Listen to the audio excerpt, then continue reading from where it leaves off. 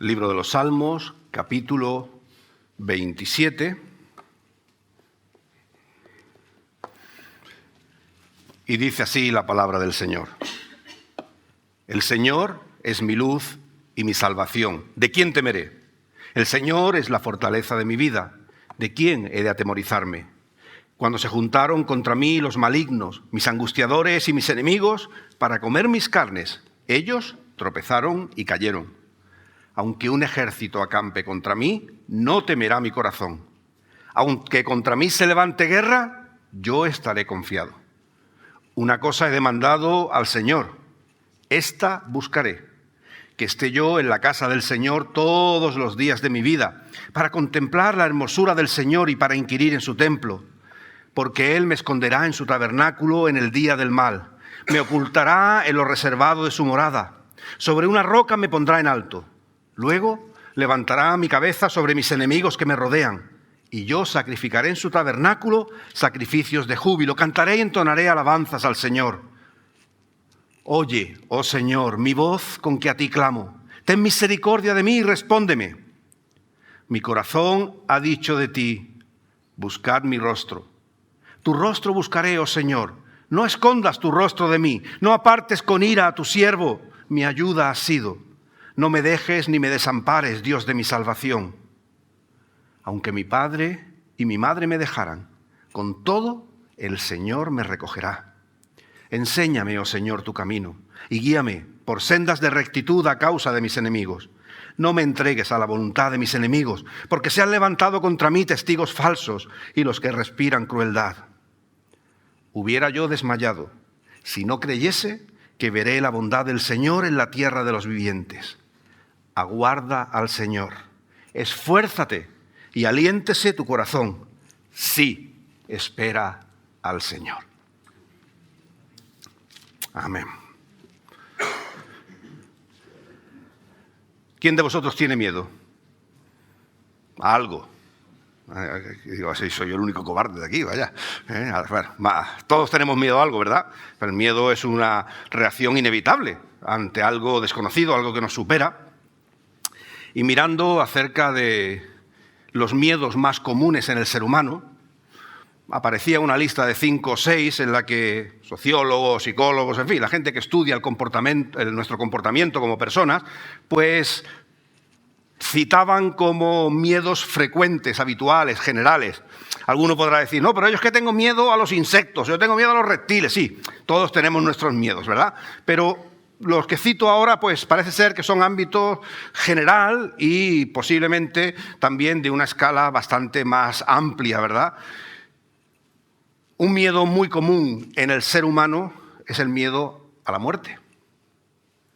La muerte es algo que conceptualmente, hasta los filósofos nos hablan de esto, ¿verdad?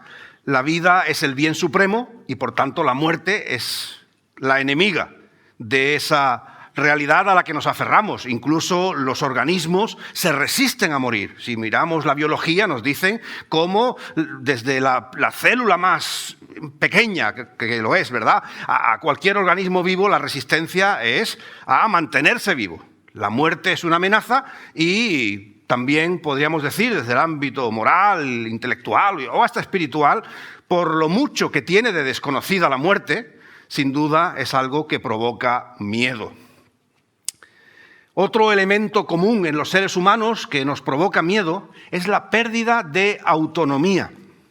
Ese temor a perder la libertad, a perder la capacidad de decidir por nosotros mismos, de dejar de poder pensar por nosotros mismos. Eso a veces lo escuchamos, ¿verdad? Esa pérdida de autonomía cuando decimos, y vinculado a lo que hablábamos de la muerte, ¿no? Yo cuando me haga mayor, lo único que le pido a Dios, ¿qué es? Que pueda valerme por mí mismo. Ser autónomo, no ser carga a nadie. Eso parece que a todos, pues con legitimidad, nos aterra, nos da cierto o mucho temor.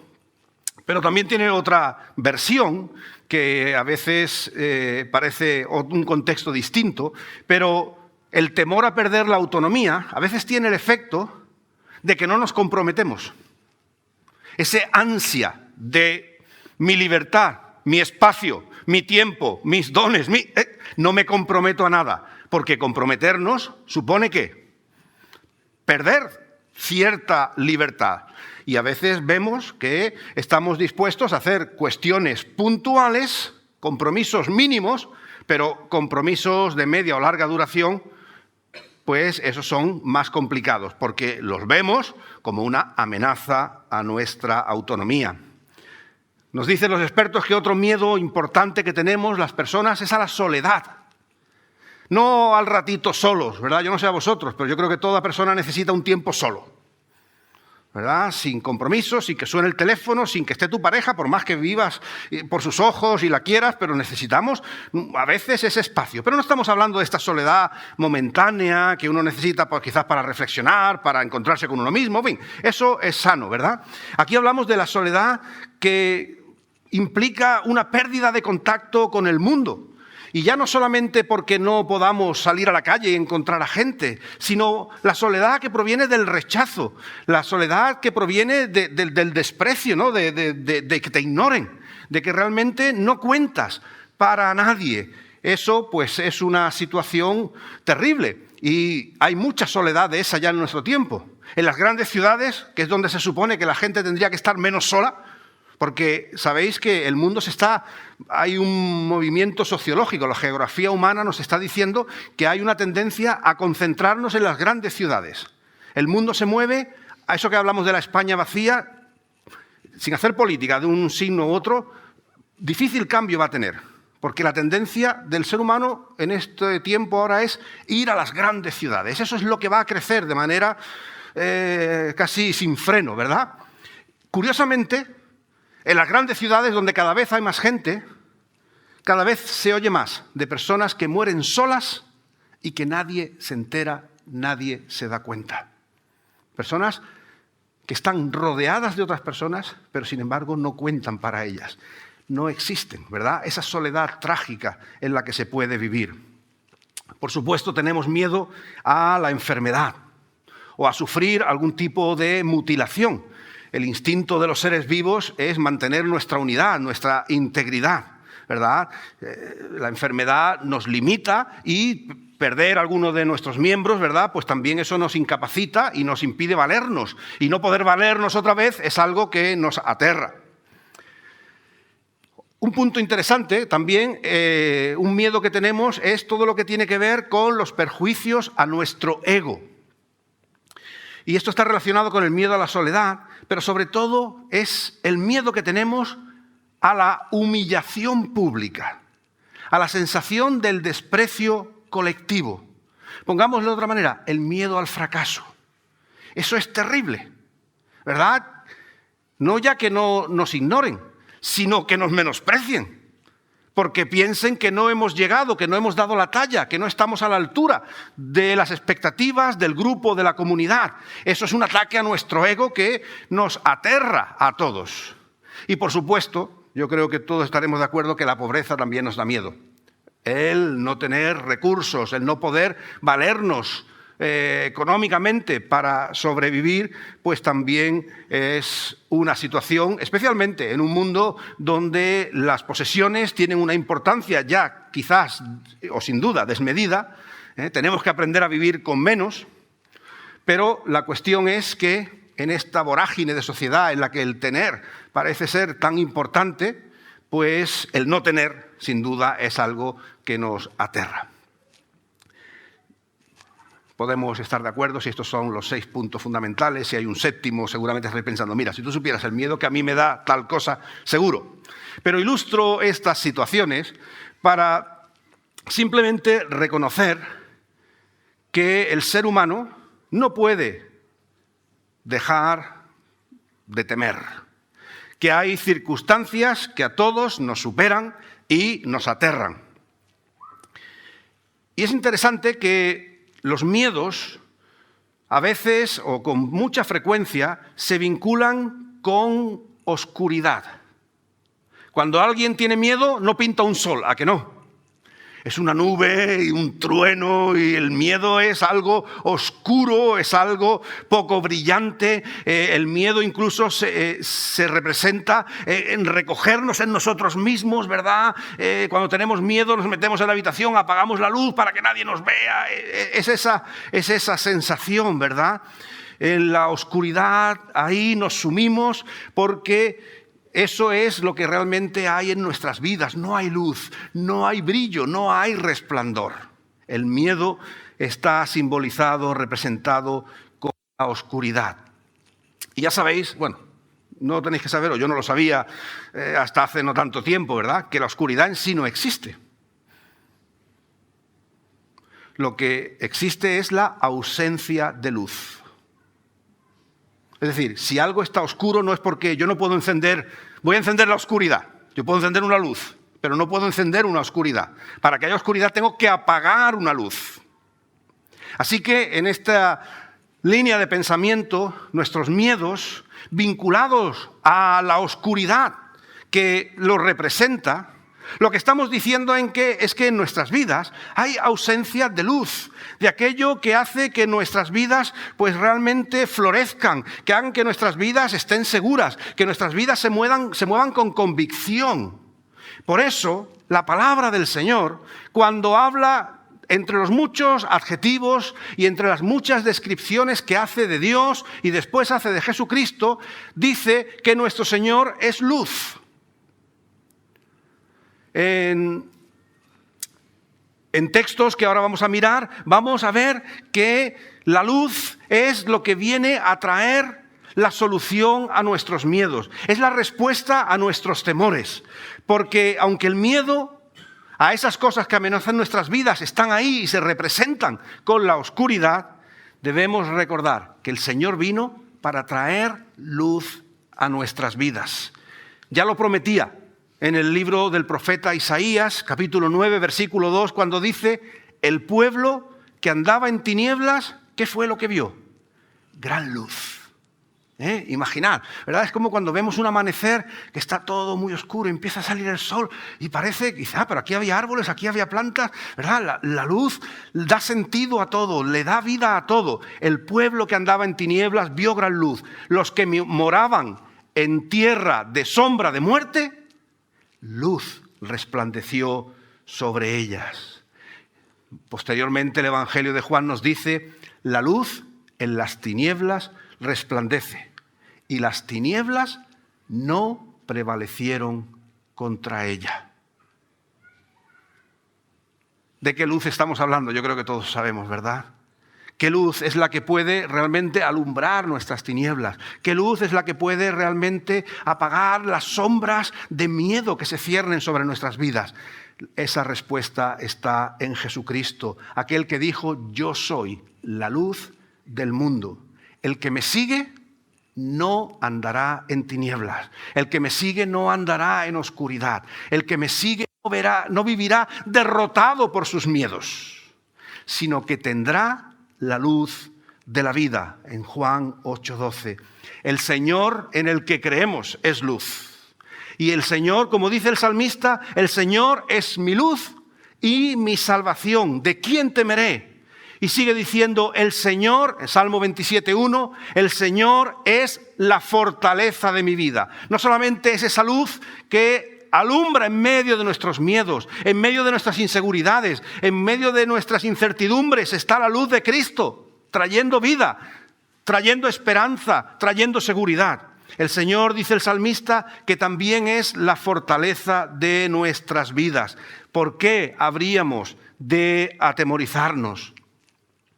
Cuando miramos una descripción o una definición de fortaleza, pensamos y encontramos pues una muralla defensiva o cualquier tipo de refugio que tiene como propósito defendernos, protegernos de un ataque.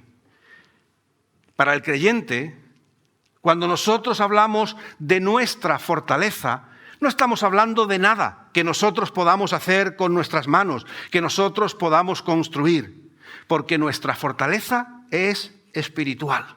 Si recordáis, hace 4 semanas, 3 semanas, cuando hablábamos el domingo de Santa Cena del mes pasado, de enero, hablábamos de murallas y de mesas, la invitación a construir mesas. Nosotros construimos murallas, pero las murallas que nosotros construimos siempre al final caen. Hablábamos de la gran muralla china, ¿verdad? ¿Os acordáis? Y parece sólida, ¿verdad? Grande, y fue una y otra vez expugnada y fue una y otra vez derrotada y conquistada la tierra.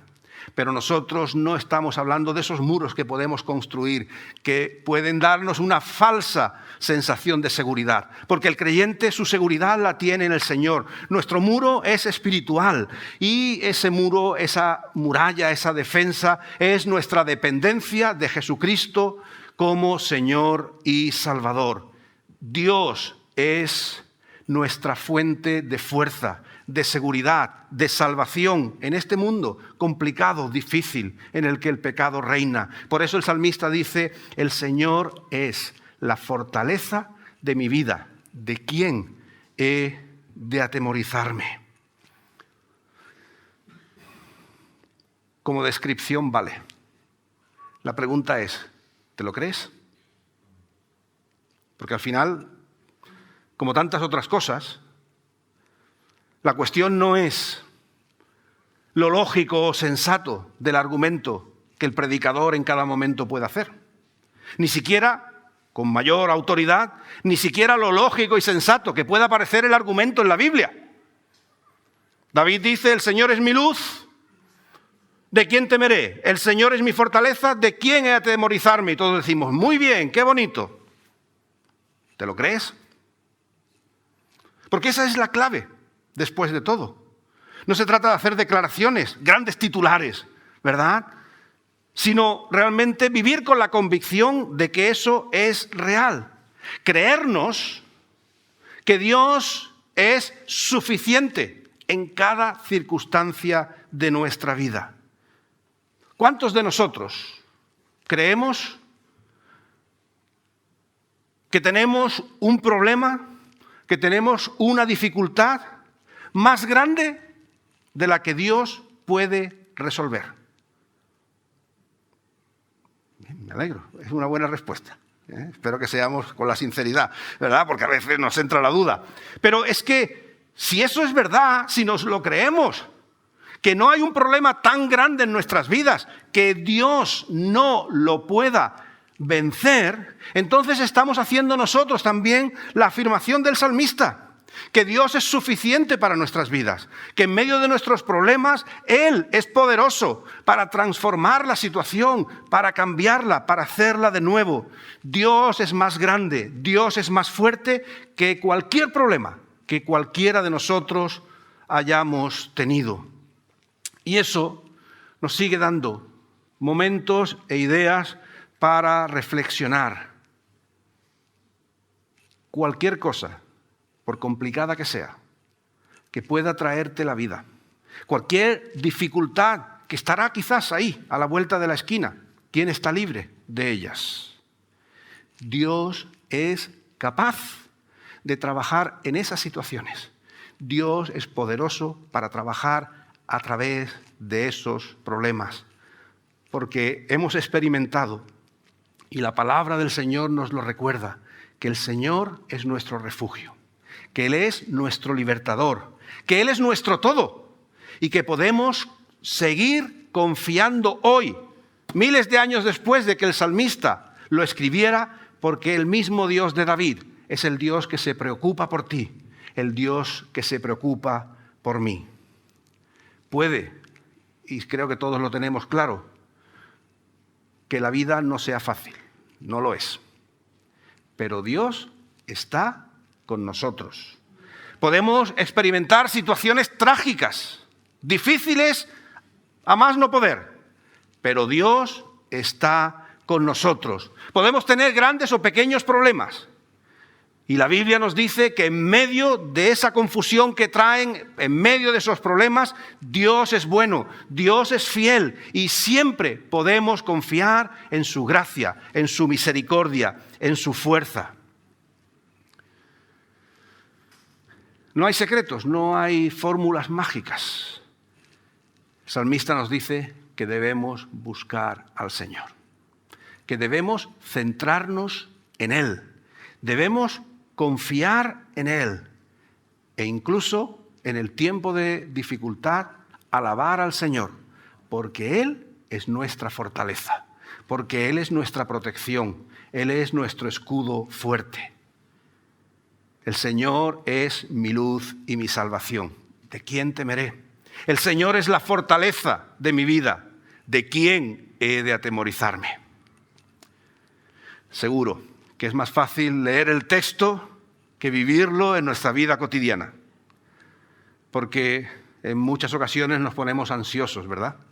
Cuando llegan los problemas nos ponemos descontrolados y a veces, y no por eso dejamos de ser creyentes, ¿verdad? Pero a veces el miedo se apodera de nosotros y al final buscamos las soluciones nosotros sin contar con el Señor. A veces queremos resolver a nuestra manera en vez de resolver a la manera de Dios. Porque a Dios a veces tarda, ¿verdad que sí? A veces decimos, Señor, ya, ahora es el tiempo. No, mañana no, ahora es cuando yo necesito tu respuesta. El tiempo de Dios no es nuestro tiempo. Me gustaría poder decir otra cosa, ¿verdad? Pero es que es la realidad. El tiempo de Dios es, y eso sí que lo podemos decir nosotros en nuestra experiencia, es un tiempo perfecto. Cuando miramos atrás, en muchas de las experiencias que hemos vivido, creo que todos podemos reconocer que el Señor parece que se ha hecho de rogar. Nos hemos puesto nerviosos, pero la respuesta del Señor ha llegado a su tiempo y ha dado solución a lo que tenía que trabajar en nuestras vidas y también nos ha ayudado a madurar. A veces nos toca esperar, a veces nos toca tener paciencia a la respuesta del Señor. A veces necesitamos pasar tiempo confiando en Dios, porque a veces la respuesta de Dios parece que se retrasa, pero lo que está es probando nuestra fe, probando nuestra confianza, nuestra convicción de que sabemos que de Él va a venir la respuesta. Dios es nuestra fortaleza y podemos y debemos confiar en Él en cada circunstancia, en cada momento. Hermanos, necesitamos constantemente buscar al Señor. Necesitamos constantemente abrazarnos a Él, depender de Él, porque esa es la luz a nuestras tinieblas. Esa es la esperanza a nuestros miedos. En el libro de Isaías leemos, capítulo 26, versículo 3, tú guardas en completa paz a aquel cuyo pensamiento en ti persevera. Tú guardas en perfecta paz a aquel cuyo pensamiento en ti persevera, porque en ti ha confiado. Y después Pablo en Filipenses 4, 6, 7 dice, por nada estéis afanosos. Nosotros diríamos hoy, por nada estéis desbordados, superados, sino sean conocidas vuestras peticiones delante de Dios en toda oración y ruego con acción de gracias. Pablo está diciendo, díselo al Señor, dile lo que necesitas y agradece todo lo que Él ha hecho. Y la paz de Dios, que excede a todo conocimiento, entrará en tu vida. Es su paz la que guarda nuestros corazones, es su paz la que guarda nuestras mentes por medio de Jesucristo. En nuestros problemas, como si no fuera poco ya, ¿verdad? Tenemos que tomar siempre una decisión más. Hay muchas decisiones que tomar cuando vienen las dificultades, pero una muy importante es, ¿vamos a centrarnos en el problema o vamos a centrarnos en Dios? ¿Vamos a confiar en nuestras soluciones, en nuestros recursos, al final en nuestros miedos? ¿O vamos a buscar la fortaleza del Señor y vamos a dejar que Él sea nuestra protección? David, el que escribe el Salmo, creo que todos conocemos su historia y sus muchas luchas, muchas literales, ¿verdad?, con espada y lanza, sus muchos conflictos, sus muchas tensiones. Sabía lo que era, por más que era un hombre valiente, lo que era el miedo de poder morir. Seguro que no se quería morir. Y hubo momentos en los que escapó por poco.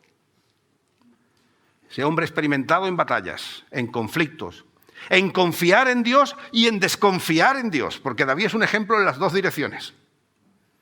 Él sabe que cuando confía en Dios puede decir: el Señor es mi luz y mi salvación, ¿de quién temeré? No es el Señor acomodado de una vida que no ha tenido problemas, que todo le ha venido bien, el que dice esto.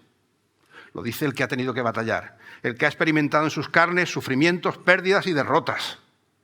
El Señor es la fortaleza de mi vida. ¿De quién he de atemorizarme?, dice David. Cuando nos enfocamos en Dios, cuando nos enfocamos en lo que Él ha hecho en nuestras vidas, sabemos que Dios es nuestra fiel fortaleza. La fidelidad de Dios. Pero hay una pequeña parte, que no es tan pequeña, ¿verdad?, que es la que apunta el versículo 4. Dice: una cosa he demandado al Señor, que esté yo en su casa todos los días de mi vida. Claro, claro. Puede parecer una cosa obvia, pero a veces el poder declarar al Señor la fortaleza de nuestras vidas, el poder decir que el Señor es nuestra luz, solo es posible si nos acercamos a Él. Entonces David dice: yo tengo muchos sitios donde ir. Tengo muchas opciones donde esconderme de mis problemas, de mis enemigos. Pero ¿cuál es la que me quita temor? ¿Cuál es la que me quita miedo y me da esperanza? Estar en la casa del Señor. Claro. Por eso después el autor de Hebreos dice: no dejéis de reuniros, como algunos tienen por costumbre. Es la expresión simbólica y real de que es comprometiéndonos con el Señor, anhelando estar en su casa, adorándole como una experiencia real, auténtica de vida, donde realmente crecemos en la confianza y en la dependencia con el Señor. Señor, tú eres mi luz, tú eres mi fortaleza, pero no cuentes conmigo. Señor, tú eres mi luz, tú eres mi fortaleza, pero no tengo tiempo para leer tu palabra. Señor, tú eres mi luz y mi fortaleza, pero yo no oro. Señor, tú eres mi luz y mi fortaleza, ayúdame, pero no esperes que te sirva. Señor, no. David se da cuenta de que eso no funciona así. Y por eso dice: tú eres mi luz, tú eres mi fortaleza. Mis enemigos se juntaron contra mí y cayeron, y entonces, aunque un ejército acampe contra mí, no temerá mi corazón. ¿Por qué? Porque yo voy a estar en tu casa. Porque yo voy a estar en lo tuyo. Porque yo me voy a comprometer en todo lo que tú representas. Y creo que eso es una lección también muy importante para nosotros. No solamente esperar lo que Dios pueda traer bueno y positivo a nuestras vidas, sino que también debemos nosotros dar pasos activos de relación, de dependencia con el Señor.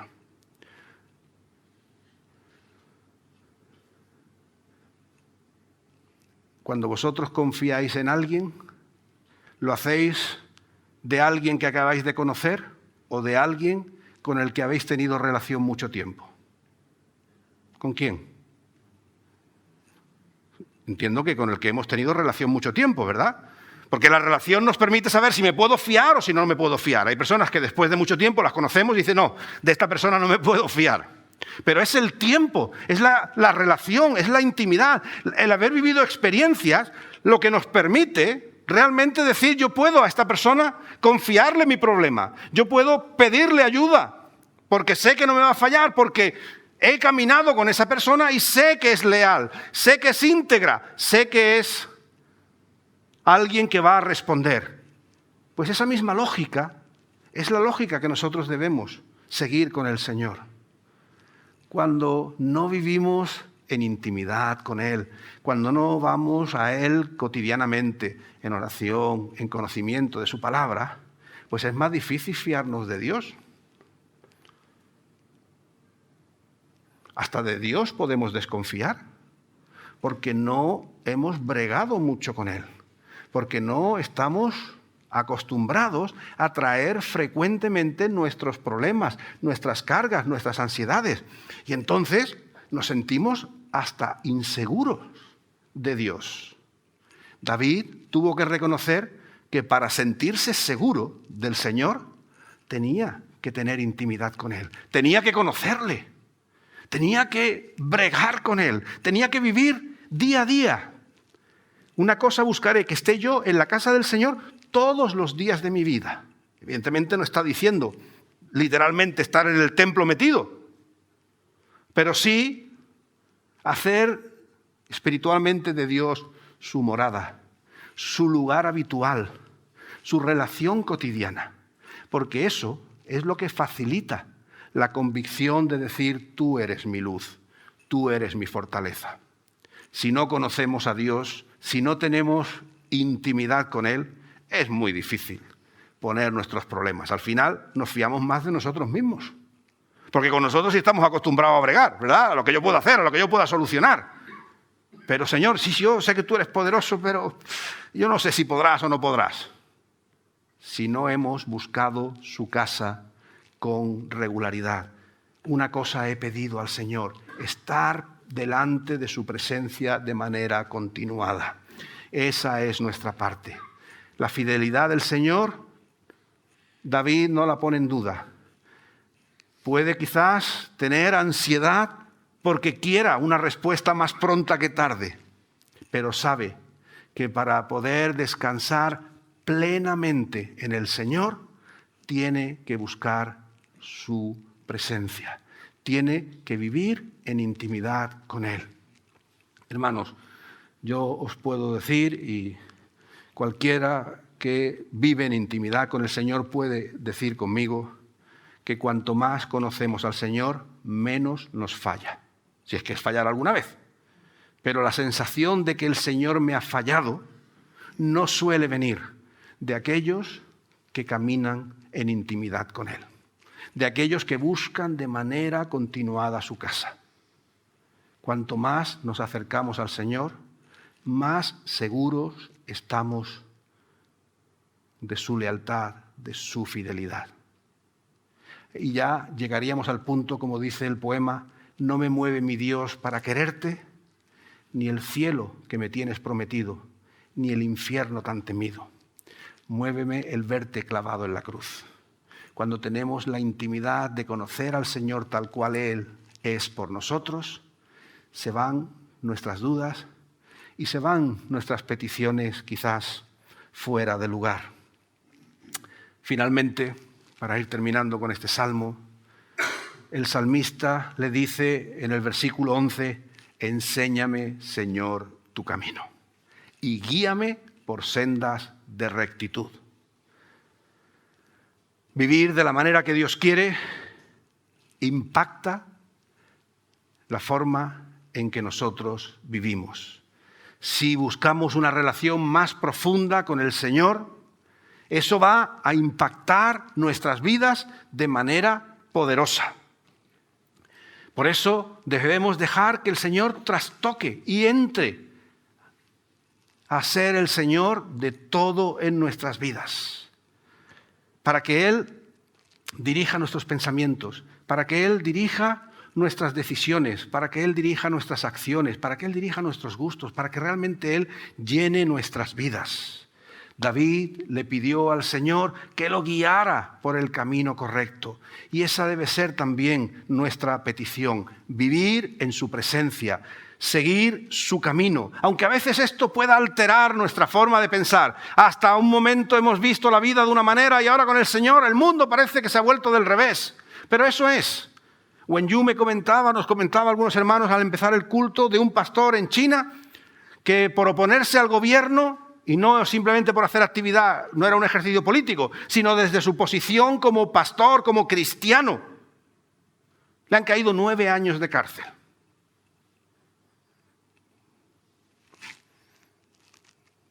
Si habláramos con este hombre, y lo entendiéramos, claro, pero bueno, si habláramos con este hombre, nos diría, he buscado la casa del Señor.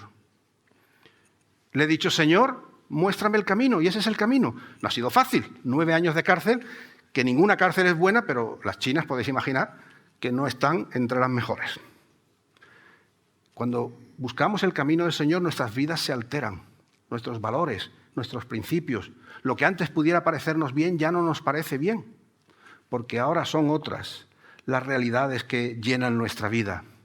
Nuestras palabras, nuestras vidas, nuestras acciones tienen que honrar a Dios, tienen que ser conforme a sus valores, conforme a su camino. Y fijaros cómo cierra el salmista en el versículos 13 y 14. Hubiera yo desmayado si no creyese que veré la bondad del Señor. Está seguro y además lo ha experimentado ya. Hubiera yo desmayado si no tuviera la convicción de que veré la bondad del Señor. Pero fijaros, ¿en la tierra de quién? De los vivientes. No en la eternidad, que también, sino en el tiempo presente. El salmista dice, estoy seguro de que veré la bondad del Señor y por eso no desmayo. Y por eso tiene que acabar diciendo, espera en el Señor. Esfuérzate y aliéntese tu corazón. Sí, espera en el Señor. Espera con paciencia, sé valiente, sé valeroso. Espera en el Señor. Al igual que David, tú y yo tenemos problemas. Tú y yo tenemos, cada uno, nuestras circunstancias, nuestras situaciones vitales. Y David dice que él tenía, en medio de las suyas, que no era nada fácil, que tenía paz, porque se atrevió a ser diferente y mantuvo su vida enfocada a Dios. Buscaré tu casa, buscaré estar en tu lugar santo todos los días de mi vida. Y no solamente eso, sino que caminaré por sendas de rectitud, caminaré por tu camino. Así que la invitación en esta tarde es a recordar que el Señor es tu luz, que el Señor es tu salvación, que el Señor es tu fortaleza. No dejemos de creérnoslo. Y la invitación es a que hagamos del Señor nuestra prioridad. Busquémosle con todo nuestro corazón. Volquemos nuestros pensamientos en Él. Descansemos en Él en oración. Y una cosa es cierta, nunca se alejará de nosotros. Permitidme que os lea, y con esto sí que termino, una especie de, no sé si de paráfrasis o de reescritura que alguien hizo inspirado en este salmo. Y dice, Cristo es mi luz, es decir, mi fiesta, mi alegría, mi brújula y mi razón de ser, la estrella que me guía y me alucina, mi salvación y mi amor. Cristo es un sol para mí. Si Él se apaga, si Él se aleja, todo será noche e invierno. Cristo, tú eres mi sol. Quiero girar siempre en tu órbita. Quiero vivir de tu energía. Quiero vivir para ti. Y quiero lo mismo para los hermanos. Que seas para todos un sol. La verdad es que siento una indecible alegría y que no temo nada. ¿Quién puede separarme de mi sol? ¿Quién será capaz de apagar mi sol? Solo Él podría castigarme eternamente si se eclipsa para mí. Yo solo pido una cosa. Solo una cosa buscaré. Contemplar más cerca el rostro de Cristo y sentarme a sus pies para escuchar sus divinas palabras en compañía de todos mis hermanos.